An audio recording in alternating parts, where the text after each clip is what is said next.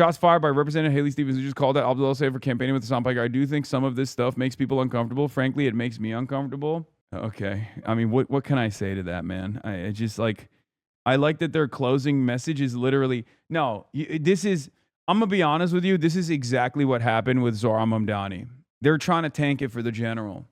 And if they can't tank Abdul for the general, they're just trying to take out like, you know, a surrogate, like a media person. This is the AIPAC dive bomb, as I like to call it.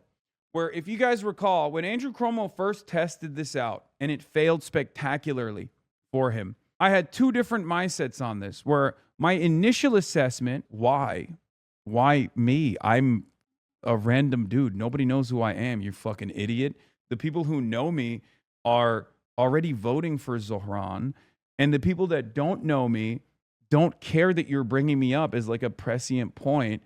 And the people that know me and don't like me are never voting for Zohran anyway. So what's really interesting about this is that was a failure. And then it was tried again in this exact race, as a matter of fact. It was tried by Mallory McMorrow. And when she did it, her campaign fell apart. This was a turning point for this race. It was a sleepy, although still a very nationally significant race, it was a sleepy race initially until the national media came down hard on the race after everybody consolidated around the fuck Hasan and fuck Abdul campaign. The media started making these attack ads. All of a sudden, it turned into a whole ordeal. And in the aftermath of that, Abdul went from third place to first place pretty much overnight. Diana DeGette attempted to do this every single race that we have been a part of. They've tried to do it over and over again. But what was really interesting, I want to go back to the Abdul, not the Abdul story necessarily, but the Zohran story. When they did that initially, I was wondering, like, is this the byproduct of a super online campaign? Or are they just attacking me because they know they're going to lose? So we might as well take out like a valuable media guy in the process, like a valuable for the left. I genuinely think at this point, I don't know if it's an act of desperation, it's a final act of desperation, or if it's just what AIPAC is paying for. AIPAC's like, look, you couldn't fucking take him out. We're going to go to Mike Rogers and the general, but you might as well do us a favor on the way out and just hit this Hasan guy, this Hasan piece of shit, you know? But yeah, I don't know what's going on. Their last goal here, their last opportunity here is like, we're lost the race anyway. We might as well take out the second best thing. It feels crazy, but maybe that's the case. Like, maybe that's the goal. I don't know. I genuinely don't know. Because, like, why would you do this? Why would you do this when it's been a failure every time? Yeah, I guess maybe it's a panic alt. Who knows? But yeah, Haley, Skolton, and their closer is literally, Hasan is a communist. He's dangerous. He's fucking asshole, piece of shit. Hate him. He's creepy guy. Please vote for me. Don't vote for Hasan Piker. I don't know. I guess that's their argument. Their argument is like, please don't vote for Hasan Piker. And people are like, who's Hasan Piker? Okay, I won't vote for Hasan Piker. But yeah, from Ferndale, Oakland County, Progressive Town, Good Morning America. People are here trying to get a balanced set of interviews, and they literally can't find a Stevens voter to put in. Haley Stevens represents Ferndale in Congress. They've had 400 people voted so far on election day across 2 precincts polling locations so far. At a Haley Stevens event in Traverse City, when the former Senator Debbie Stabenow was tasked with the role of attack dog, she described Twitch streamer and El-Sayed supporter Hasan Piker as probably the biggest anti-Semite in the media. The jab barely registered with the attendees. Yeah, people who know Hasan don't agree with the depictions, and most people have no idea who he is. It's such a terminally online bad focus by the consultant and campaign staff giving Stevens advice. It's actually so strange. Is the entire consultant staff, are they all like are they all weirdo Twitter heads that came from like the Lib and Learn podcast or something? Like, because these aren't necessarily big communities, right? These aren't necessarily like large audiences, but I guess like the only people that watch them, like all 35 work for every campaign so far. Is that what it is?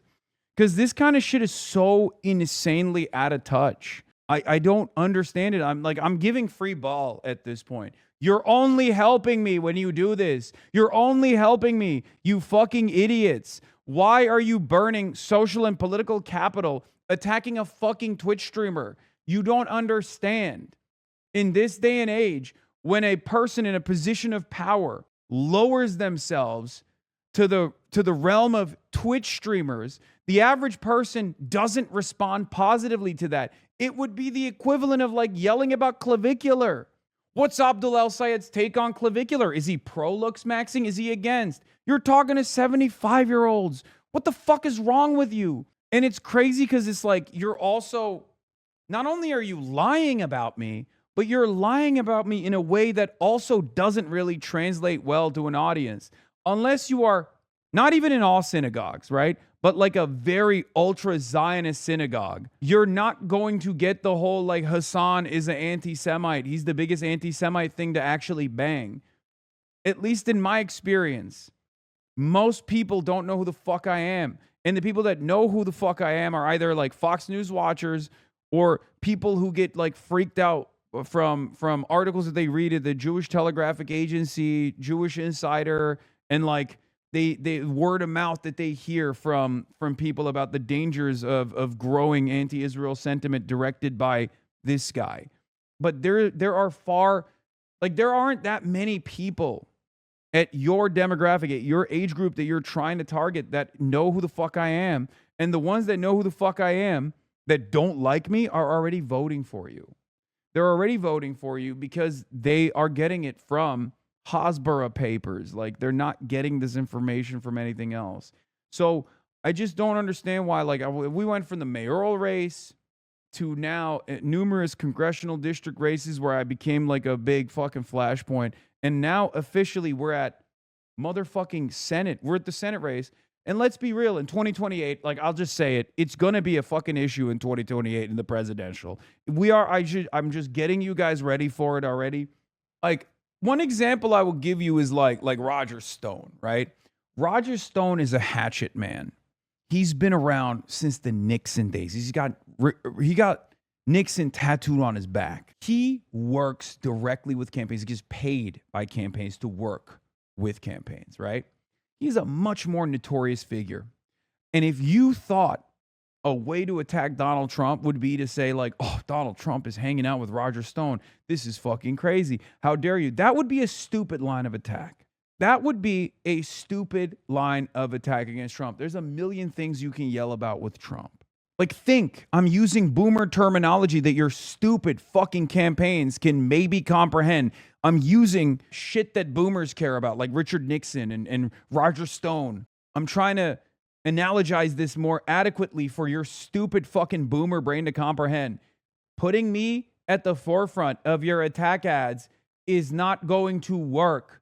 You are a fucking idiot. You are paying fucking idiots. You look extremely out of touch. You look extremely online. I can't believe a 35-year-old Twitch streamer has to literally tell you this, but you are stupid for doing this. I'm not saying this out of self-preservation. As a matter of fact, keep it coming because it's literally good for me. This has direct downstream positive consequences for me because your politics are repulsive. People hate what you represent. So when, as a toxic establishment Democrat figure, you come down and say, this guy, this young guy, relatively young, 35, I'm getting up there, but this relatively young guy who's dynamic, who's very clearly activating the youth, who's driving youth turnout, who's getting people excited to go out and door knock in a fucking Senate primary of all things during the midterms, not even the general election, not even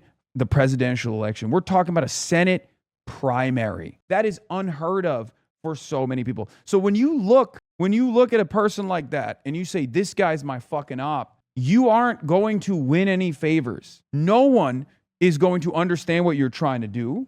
No one is going to look at that and go, wow, like, this guy's a real fucking danger, man. This guy's real crazy. No one knows who I am. I'm irrelevant. And if you just like frame this as like this unbelievably, that I'm this unbelievably negative character, I guess in the long run, my disapprovals will go up.